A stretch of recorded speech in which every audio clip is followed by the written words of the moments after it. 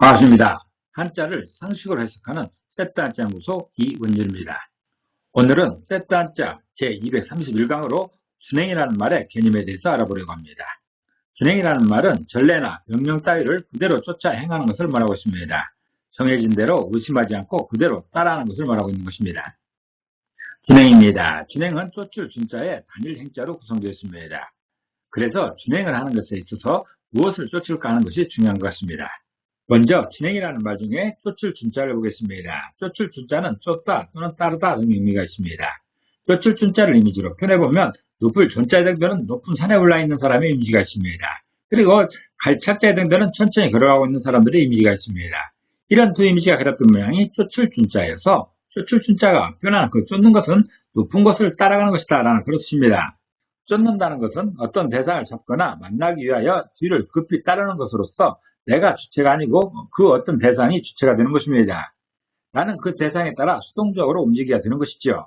그 대상을 높은 곳에 있다라고 하는 것이죠. 높은 곳에 있는 어떤 것을 따라가는 것이 쫓는 것입니다. 부수로 사용되는 높을 존자를 보겠습니다. 높을 존자는 높다라는 의미가 있습니다.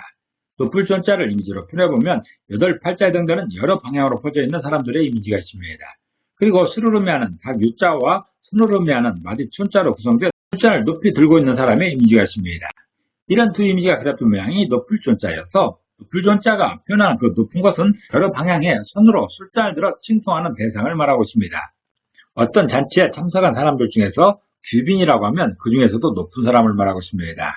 그분이 파티에 참석하면 그 파티를 주도하고 있는 그 진행자가 여러 참석자들에게 집중하게 하면서 건배를 제의합니다.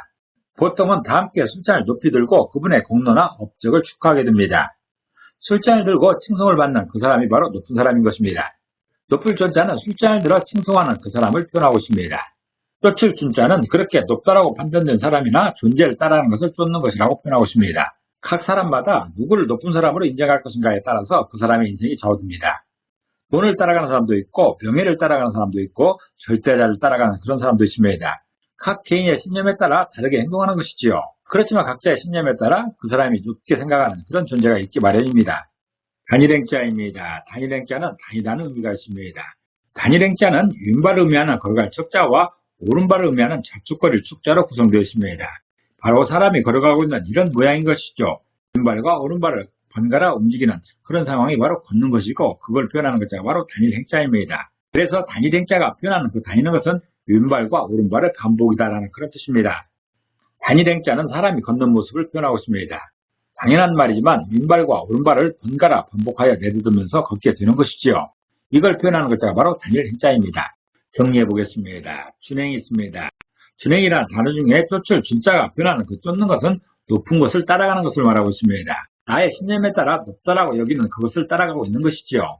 또 단일행자가 표현하는 그 다니는 것은 왼발과 오른발의 반복, 즉 걷는 행동을 표현하고 있습니다. 그래서 준행은 목적한 바에 따라 행하는 것을 말하고 있는 것이죠. 어떤 대상을 상정하여 목표를 정하고 그 대상을 따라하는 것이 바로 준행인 것입니다. 그래서 준행이라는 말 중에 쫓을 준자는 그 행함에 있어서의 목적을 말하고 있습니다. 그리고 단일행자는 그 현상인 것이죠. 가고 있는 그 현상을 말하고 있는 것입니다. 그 사람이 어떤 행동을 함에 있어서 그 사람의 목적과 현상을 동시에 표현하는 글자가 바로 준행입니다. 그림에서 이 소녀의 이미지처럼 위를 보고 있는 이런 모양이 바로 쫓을 준자입니다. 그리고 왼발과 오른발을 번갈아 걷고 있는 이런 이미지가 바로 단일 행자인 것이죠. 목적한 곳을 정하여 거침없이 가는 그런 모습입니다. 이 험한 세상을 살아가려면 처세술이 필요하다고 생각하는 분들이 많이 있습니다. 저 또한 제대로 된 처세술을 반드시 배워야 된다고 생각합니다. 왜냐하면 우리들은 누구나 복을 받아야 하기 때문에 그렇습니다. 예전에 어른들이 하는 말 중에 지지리도 복이 없다라고 한탄하는 경우를 많이 봤습니다. 신세 한탄인 것이죠. 급작스러운 병고를 당한 사람이 있으면 저 사람은 법 없어도 살 사람인데 하늘도 무심하다며 하늘을 원망하는 그런 경우도 있습니다. 우리들은 은연 중에 법을 잘 지키고 착하게 살면 복받을 것이라 기대합니다. 그렇지만 동서고금의 어떤 자료에서도 법을 잘 지켜서 또는 착한 사람이어서 복을 받는 그런 경우를 보지 못했습니다. 혹시 흥부가 복받은 이유가 착한 것이라고 한다면 모를까? 그렇게 복이 오지는 않습니다. 성경에서는 복받는 방법을 분명하게 알려주고 있습니다. 창세기에서 복의 근원이라 별명되어 있는 아브라함이 복받은 이유가 내 씨로 말미암아 천하 만민이 복을 받으리니 이는 내가 나의 말을 준행하였습니다 라고 말하고 있습니다. 말을 준행해서 복을 받았다고 하고 있습니다. 이게 바로 복을 받는 가장 확실한 방법이고 비결인 것입니다. 아브라함은 하나님을 높은 존재로 여겼습니다. 그래서 아브라함은 높은 존재가 말하는 것을 준행하였더니 참 많은 복을 받았고 복의 근원이 된 것입니다. 여러분들이 생각하는 높은 존재는 누구입니까? 그 사람이 진짜 높은 분이라면 만약에 그분이 회사의 사장님이건 대통령이건 어떤 분야에서 탁월한 사람이건 그분의 말을 준행하면 틀림없이 복을 받게 됩니다. 이것이 바로 셋단자가 설명하는 준행의 원리인 것입니다. 아브라함은 그 높은 분을 하나님으로 여겼던 것이고 여러분들은 여러분들이 생각하는 여러분의 신념에 따라 그 높은 분을 따라가면 그분이 진짜 높은 분이라 한다면 반드시 복을 받게 되어 있습니다. 그분의 말을 들었는데 복을 안 받을 리가 없는 것이죠. 오늘은 복받는 비결을 알려주는 준행에 관해서 알아봤습니다. 오늘도 평안한 하루 되시기를 기도합니다. 감사합니다.